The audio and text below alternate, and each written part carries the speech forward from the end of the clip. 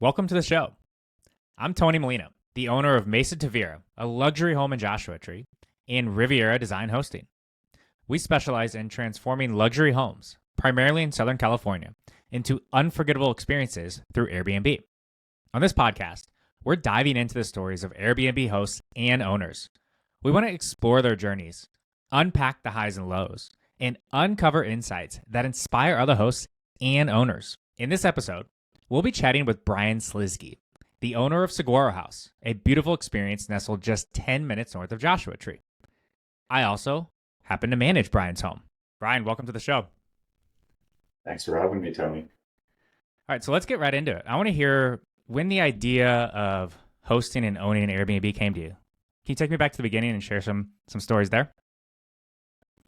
Sure. Yeah, I never actually was intending to get into the Airbnb business. I spent a lot of time professionally in Japan, professionally and personally, and really was inspired by some of the design elements of how Japanese culture looks at design and a lot of minimalism, thoughtfulness, organic use of materials. And when I was there, I think just really opened my eyes to some of the different cultural nuances with design. Then spending time in Mexico City and seeing the beautiful Mexican architects have designed some amazing places down there.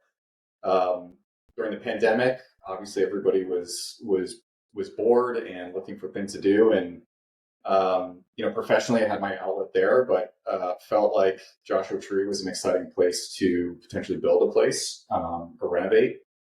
And home prices for California are relatively inexpensive in the desert, or were at the time, and felt like I could, draw on some of that design and build something I was really proud of. So I guess that's how I got started. Yeah, the key word there is they were relatively inexpensive at the time in California. Things have changed here in 2024 as we record this. I want to hear more about the Japan aspect, because your home, SaguaroHaus, which I happen to also co-host, has a ton of Japanese influence in it. Many guests that stay there point that out, and it's very clear when you walk in. It's something different, and obviously guests love it. Was there like a hotel and experience that you had in Japan that you remember the most, that you took away the most inspiration from? Hotel, not specifically, but what I really loved about Japan actually is, so I'm a big coffee aficionado. You can see that within the house that I've got. And, I think what's interesting about coffee culture is doesn't matter where you travel in the world, every culture has some form of coffee. You've got Turkey and they've got Turkish coffee. I remember when I was traveling around the Middle East, they put cardamom in their coffee. It's a very distinct flavor. And Japan has, I'd say arguably, but my opinion, the best coffee culture in the entire world. And the way they design the places, there's this area called Nakamura I spent a lot of time in, and was just really inspired by the minimalism of those design elements. I stayed in a lot of different beautiful hotels, but honestly, the real culture and the real design is with the artisans, the people that are doing the work. And some of those coffee shops, man, just drawing on that inspiration, if you were to go, like, you could spend an entire month in Japan visiting coffee shops. Actually, I just read recently that they've got a omakase coffee shop. It's a chef's choice coffee shop that you can visit in Tokyo. And so, yeah, that I know that doesn't answer your question, one specific place, but it was really kind of like a cultural draw that I had. No, I love that. I mean, I love coffee. I'm going to Tokyo in a month, and I'm going to that omakase coffee spot. Actually, it's on our list. And I personally love coffee shops as well. There's something simple, nice, and you could just sit there and look at the design in some of those coffee shops. So I'm excited for that. And I can see that in your home I'll send you my now list. that you say that. What about Mexico City? So if Japan, the inspiration was from coffee shops. I've been to Mexico City a bunch. I love the city. Very different. Was there anything that stood out there that gave you the inspiration for the SaguaroHaus? Mexico City, I think what I really liked about Mexico City is the use of concrete. The building culture there is very concrete heavy, and in part that's just because of that's how they always have done it historically. And I spent a lot of time in a place called Oaxaca and this place called Puerto Escondido. Met a guy, a Frenchman, who had left France. He was in high-end kind of guest experiences, and he moved to Oaxaca and built this like beautiful home. I stayed there in the Airbnb with my girlfriend at the time, and just the design elements of using concrete, which feels very strong and sturdy, overlooking places like the sea. I really enjoy it. You can see in my house, like the whole entire kitchen is built with a micro cement. And it feels a little bit like a mix between what you might find in Morocco and some of that with what you might find in Mexico City. And then the way that Mexican architects work, I mean, some of the coolest design. I mean, if you were to travel around, there's Enrique Olvera, the chef that does some of the best restaurants in the world. He's got a Michelin star. Has a place called Manta, and it's Japanese and Mexican cuisine combined. It's in Cabo, the Thompson Hotel, beautiful place. But yeah, I mean, every time I go to Mexico, and in particular Oaxaca, it's just great, beautiful design, very organic. Mexico City as well. So again, I wouldn't cite any one specific place, but like, you go to places. I'm a big believer of when you move to somewhere, it's not about, adopting, taking what you like and bringing that to that location. It's about adopting the historical relevance of that place, and then like layering on your version of that. So I recently moved to South Florida, and I've really grown a love for some of the plantation style homes. I'm not with that, but it's buttes. They're historical. They're Florida Key style homes, and you can do them beautifully. And like that is what I'm into here. Like I'm looking at potentially buying a home. The type of home I want to buy isn't just a modern house that you see everywhere. I want to buy a house that's a plantation home and put my design on. Oh, that's exciting. I think that'd be great. Yeah. We have similar stories here because I spent time a week in Oaxaca a few years back, Hotel Escondido, which also has a hotel out in Puerto Escondido, and that's the name. And a lot of my Airbnb's influence came from that hotel, a little bit of Oaxacan and Portuguese influence. Okay, so we have the Japanese influence. We have the story behind that. We have the story behind the Mexican influence, two beautiful cultures in terms of architecture. Now let's fast forward a little bit. You have the inspiration for the past few years of these. Take me forward to when you actually started looking at homes in Joshua Tree and what drew you to this specific home or area. Yeah, I mean, I was dating somebody at the time, and it was the pandemic. We were spending a lot of time out there. She had a couple of friends that had a home, just a very small home out in Joshua Tree. It was one of the homestead houses that's a single bedroom kind of thing. And we spent a lot of time out there, enjoyed ourselves. And, we noticed that I was in New York for a long time, over 10 years, and noticed that there were some New Yorkers moving there. Felt a little bit like deep Brooklyn type of vibe. So there was some Black Copine was one of the restaurants that opened up that we really enjoyed in Flamingo Heights. And, of course I was like, hey, I did at the time, I did not own a home. I was renting an apartment in Los Angeles. And it's like, I always told myself my first home would be my second home. And so it's the best way to do it. Yeah, best way to do it.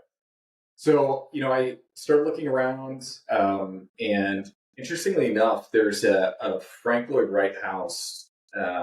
Actually, no, a Lautner home. It's called the Lautner in Desert Hot Springs. And I always wanted to stay there and rent. It's got 4 rooms. It's one of the only mid-century modern houses that you can stay in. It's a hotel. And we were out there at the time and staying in this beautiful mid-century modern. If you haven't been there, stunning place. And had been talking to a realtor a little bit about it. And she called me up. She's like, hey, are you in the area? We happen to be. And so she had said, hey, I have this house that just fell out of escrow. And at the time, I don't know if you recall this, but basically it was a bidding war on every house in Joshua Tree. It was crazy. Like, it was impossible. What year was this? Yeah, this was 2020. Okay. So this is like November 2020. And you were just like throwing darts on a dartboard kind of thing. So we went out there. There were 2 houses. This one I really liked because of, we'll talk about the name of the house, SaguaroHaus. And there was this other one that was a little bit more Adobe style that I really liked as well. And I was like, let's just I'll put an offer in the house and just see how it shakes out. It's kind of one of those games. And other one offer was like a bunch of money. It was like 20% higher than, the listing price. And then this one, the lady, single owner, she loved, we met her and she really liked meeting me, and she accepted the offer. So was one of those oh shit moments, like, oh, this is really happening. Like, this is one of those things. And that's how I ended up with the house. Okay. I do remember that time during the bidding war. That's when we first started looking at homes, and we said, okay, let's take a pause on that. We ended up buying our home in 2022 for that reason. Didn't change Yeah. things. Prices were still extremely high, and bidding wars still ensued. So, all right, you buy the home. I assume some work needs to be done, as most people like to buy homes and then just tear it down to the studs. Um, Yeah. Take me through the story of renovating the home. Were there any moments that just like went terribly wrong, or any crazy stories you can tell from that? Yeah. So I did some pretty substantial work to the house. Put a 30-foot beam across the center. It was very, it was over 60 style home. So it was very cut up into multiple different rooms kind of thing. And I wanted very much open. So the whole idea was I wanted you to walk in. If you're familiar with Eichler homes, I wanted it to be an indoor outdoor feel. So as you drive up, I want you to see interior, and then as you look further, you see the exterior. Like I want it to be fluid with the indoor and outdoor experience. So with that vision in mind, I'm not an engineer. I'm a biochemist originally, and there is something called shear that can be disrupted. And I wanted these giant picture frame windows, which, as you can see, are in the house now, which looks great and beautiful. And so it gives this terrain view. Like you walk in, you sit in some of these rooms, and it's like watching a movie, but it's a picture frame window, unobstructed. These disrupt horizontal shear, which is strength in the building horizontally. And when you do that, you have to create rigidity structurally, which is much easier said than done. So as we were kind of going through the plans and redesigning all of this, because we ended up amending them, we needed something called these hardy walls. I don't know if you're familiar with those, but basically tying the foundation to the frame of the house and then creating a horizontal shear. And I disrupted this everywhere in the house. There were picture frame windows everywhere. I had these massive, as you know, sliding glass doors. So when you drive up, you see indoor, outdoor, straight through the house. And that was very costly at the time. Hardy walls, it's kind of a racket the way building code works, because like they teach these architects, and at least my understanding, they teach them in architecture school. This is how you design. There's a million different permutations of how you can do this. But these are very expensive things to procure. It was during the pandemic when supply chain was an issue. They were quoting me 8-9 months, and it was egregious values for these basically ties. I ended up finding workarounds because I using my network, and I called around a million people. Tell me about like what are my options. I was literally going to buy some of these from a guy that had them in a shed. It was the broker for the company. He's like, hey, look, like it will be a long time, but like I've got some extras if you want to buy them off me. Like, that's the environment I was working in. And then, I had I'm very professionally, I've got a full-time job, and I'm very busy. And that is the stress of doing this. And I was learning as it went, so in retrospect, I took on a very big project. And you hear this from a lot of people, and you think you can kind of outsmart it. Like, hey, I do a lot. I'm great. I built my own laundromats as well. I built some laundromats, and this was a whole separate beast. Yeah. So you were basically calling around for the beam, is that correct? No, the beam actually was installed. That wasn't an issue. It was these hardy walls. The So hardy they're walls you were called, calling about. Okay. yeah, Got it. That makes sense. When you pull up to your home, it is you can see through it, right? And yeah, guests comment on that, and they notice that. And that makes sense that it creates this inside outside feel. So I do love that. I love how you tied that basically Japanese Mexican architecture into that type of feel, more of the modern feel with the mid-century vibe. There's a lot of vibes going on, and you did it really well. So what about in the construction phase? Everyone has a story about contractors out there. Joshua Tree can be known as the Wild West when it comes to contractors. You mentioned something about potentially chasing a contractor through a field. Can you tell me more about that? yes. Yeah, I was working with a contractor, and I will say I will give him a lot of credit. I've heard horror stories in Joshua Tree, stuff like people writing $50,000, $100,000 checks and then never hearing from the guy again. I've heard stories about, drug use and that kind of stuff within the contractor community that's been really problematic. And, you're somebody from LA and, look like, you're not out there 3 hours drive away. And so I think contractors can take advantage of you. I don't know if I would imagine that is not dedicated to Joshua Tree, but I think exacerbated in the desert. Yes. So yeah, I mean, I worked with a contractor. He almost finished my home, like 95%. So we ended up finishing. I mean, we were way over budget. There's no question, but he didn't ghost me, so I'll give him credit on that. But however, is he ghosted me a lot during the process. It was supposed to be a 6-month project. It ended up being 2.5 years. There was a time when, I mean, literally could not get a hold of this guy. It was excuse after excuse. My son is sick. I'm sick. Somebody's in the hospital. A lot of this stuff. And, you start to hear that stuff and you're like, all right, I get it. You want to be amenable to people's needs. And I started going out there and started noticing that guys weren't showing up every day, despite the fact that he said they were. And so I could not get a hold of him. And I started driving around Joshua Tree because I knew he had projects. Driving around Joshua Tree, I was looking for his truck, saw him. I drove over there and he saw me coming. He literally was inside the house. He bolted outside the house into a field. And I was like, I'm not going to take this. So I ran over there and then I said, hey, what are you doing out here? And he looked at me. He's like, hey, I was just looking for a water main. And I was like, out here? And he had been caught, and I said, look, I want to be really clear with you. Okay. I am partnering with you. I've done nothing but honor exactly what we said we would do. We've been severely over budget, and I haven't had any problem with that. I've been working with you. But what I can't deal with is you not responding to my phone calls. And what I can't deal with is your guys not showing up. And I said, so if we're going to have a problem with that, we're going to have a broader discussion. And he goes, no, I promise I'll be there, blah, blah, blah. And I said, okay, well, now that you said this, I'm going to move out to the house and I want to see you there every single day. Did that happen? Absolutely not. But I showed him that I'm not, because he was probably telling everybody the same thing. I think the guy's ability to manage money is probably nilch. He was always like, I would get text messages saying, please pay me today. My guys aren't going to show up tomorrow, that kind of stuff. So I got Starlink.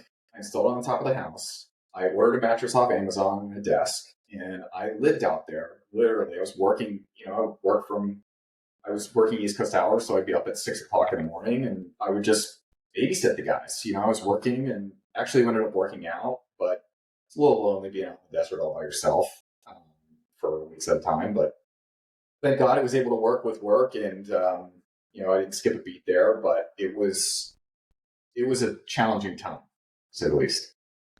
I think everyone envisions before they buy a home that potentially ends up being an Airbnb, you envision a certain style, you envision what you want, but the process of getting there typically takes a lot longer and a lot more money to get there if you really want to get to where you want. And this really just highlights one example of really trying to manage contractors can be a full-time job. I actually had to do the same at my home, Mesa Tavira, where we had our second child. 2 days later, I had to go live out at the home for 2 weeks. And I didn't get to see basically my kids for 2 weeks until they came out because otherwise it wouldn't get done. So it sounds like, unfortunately, other people have to deal with that. Yeah. Okay. So you got them in the field. Go ahead. I was just going to add one other thing, just because you kind of brought this up and alluded to something that was important. We were talking about the design elements, and you have a vision. And, I'm not like a flip guy. That's not my thing. I was never intending to really create an Airbnb. And so I wanted to build something, and you see this in my house. I have, the picture frame TV, the Samsung. I've got, the windows are really high end. They're made out of aluminum instead of the plastic. The GE cafe line that I have, that's all built in. I wanted it to be something I was proud of. I wanted to build something that was beautiful. And, I think there's limits to that for sure. And there's definitely costs that add up. And, there were a number of examples where the contractor was leaving. I mean, I had a Tesla charger. It's like, pretty expensive Tesla charger, high fast charging. Literally just strewn out in the middle of the yard and I found it in the desert. And it's just like those kind of things. You're like, man, so I'd say, anybody that's probably listening to this, and I probably heard this as well myself, but just be conscious of some of that stuff, because you want to build a beautiful place, but there's also something about high low, in terms of materials and all of those things. And man, thank God I got it before all these huge increases in pandemic pricing. Like the GE Cafe stuff I got before pandemic pricing, but the deck I did, and that wood was really expensive. And as you know, the deck is huge and it fits into that indoor-outdoor feel, so it kind of flows into out. But glad I did it, but it was not an inexpensive endeavor. Yeah, absolutely. Okay, so you finished the project. It's now 99% of the way there. Okay. Yep. You had mentioned that it wasn't intended to be an Airbnb. So walk me through the process of when you finish to actually getting it live as on Airbnb. Well, thank God I had a handyman. It was small things that weren't finished. Light switches, there were things that were just kind of messed up. The exterior doorbell ring camera, um, staining the deck. A lot of those things weren't finished. There were just some small things, and I had to go through final inspections by myself, by the way, which was really fun, because I got my whole place permitted. Which anybody out there listening, I highly recommend doing the permitting process. I've heard some horror stories. So, yeah, the final part, I had a handyman that I worked with in my home in LA. Really great guy. Not going to give his name out, because when you find a good handyman, you don't share him. He's done a lot of really good work for me, and he basically helped me. I mean, the guy came out there and stayed at the place. He helped me get the thing across the finish line. It was small stuff, like I said, but the yard, get the yard done, and all of those things. And then, when I started getting close to finishing up, I mentioned this at the very beginning, but the luster of Joshua Tree, at least just being in that house, I would love to stay at your house. Like if I'm out there again, but being in your own house, it's like you're noticing things. Oh, I was designing this. I didn't really like this the way that I did it. Stuff that you wouldn't notice, but I do because I designed the house. There's a little bit of that. I have the unfortunate trait of being a perfectionist, which also makes it a little challenging just being there. So, I mean, I enjoy it, but I was like, I wanted to share it. I did it for a purpose. I remember the first time. I'm not a big social media person, but I posted on my Instagram story of like some of the design features, and all of my friends were like, everybody that followed me was like, "Oh my god, this is insane!" And you lose that, because you're like not impressed anymore. You've done something, but it was just like a nice validation that people were like, "Oh, they really loved it." And I was like, "Ah," and I had a few people reach out and say, "Hey, can I stay there?"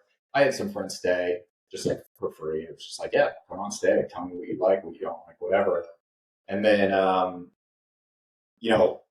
few of those people were like not really that close of friends, more like adjacent friends. And I was like, well, I'm not going to just like rent this or just like let random people stay. So I was like, I'll just Airbnb the place. And I was hesitant at first because like, oh man, I put so much time and effort into this. I don't want people to destroy it. And so I really wanted to price it in a way that was like people take care of it, treat it like their own home and all that.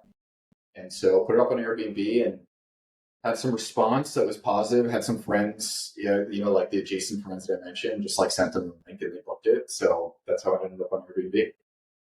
Interesting.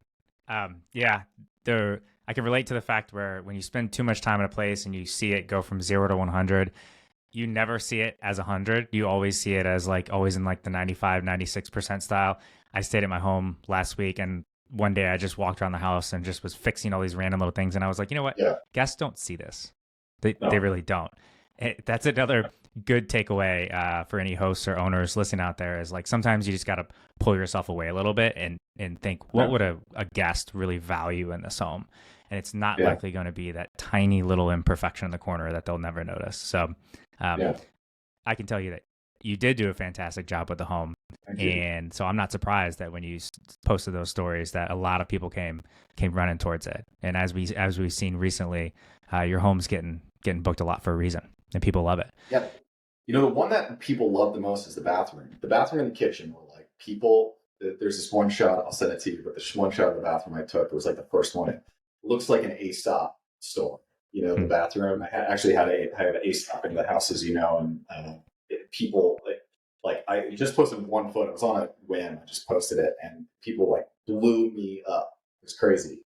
So I felt a little bit like an NBA player suddenly, like getting pulled up in my DM. So that was fun. So, okay. One final question for you here is how would you describe the experience as the owner? Now, you obviously hired our team to manage the home, so you're not directly involved in every single process, but you are very involved. You're a very involved owner. How would you describe the experience of owning a home that becomes an Airbnb and seeing all these guests come in and out? I mean, it's a fun experience. I just had, and Tony, you know this. I just the other day I had a guest send me a note and say something really nice about, hey, Brian, you've set the bar in design, and it's just nice to have people appreciate it and share experiences. And you see people coming from all over the globe, which is really fun. I'll tell you, I mean, I've traveled all over the place from Australia, Japan, like I mentioned, Mexico, all over South America, all over the world, and it, as much as on the geopolitical side, like there's a lot of challenges people have with countries, but all people want the same thing. They just want to like eat good food, share good experiences, maybe drink a little bit of wine and connect. And I've had the opportunity to meet such great people around the world, and just the idea that people could enjoy my space, outside with the fire pit, from Mexico City or from Argentina or from anywhere, or Oregon, you know, is a really nice thing. And I know myself, I've enjoyed beautiful places, and they're special experiences for me. So it's been a good experience being a host. Working with you guys has been great. You've got I like the idea that, part of the reason I was managing it for myself at first is, I didn't want to work for big, cog in a wheel, big company. You guys have been really, really great working with you, and just the way you interact with the hosts and the attentiveness that you have, and all of that. I think it goes a long way with the guests, and Stav has been amazing as well, just working with him. So I'd say, for me, it is definitely a customer service business, and it's a difference between being a hotel owner and an operator. I mean, being an operator is an art. You have to love that. I frankly don't have the time to do it, so that's a big part of it. But yeah, I think it's super important to have the right management team. Yeah, management team means a lot. I mean, attentiveness and making sure the guest knows that if anything goes wrong, they can reach out to you. I just want to read Yeah. the note that the guest left, and we'll kind of end on that. So the guest checked in, and at 6:20 said, "Brian, you've set the bar. I could not be more pleased. Your home here is absolutely incredible. Design and detail are unparalleled.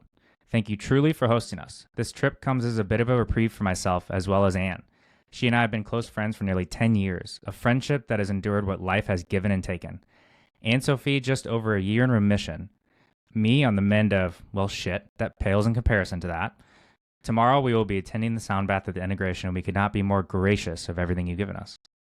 That's amazing. And That's pretty cool. it couldn't feel better than that. So you have built an amazing experience. The home, SaguaroHaus, go check it out on Airbnb.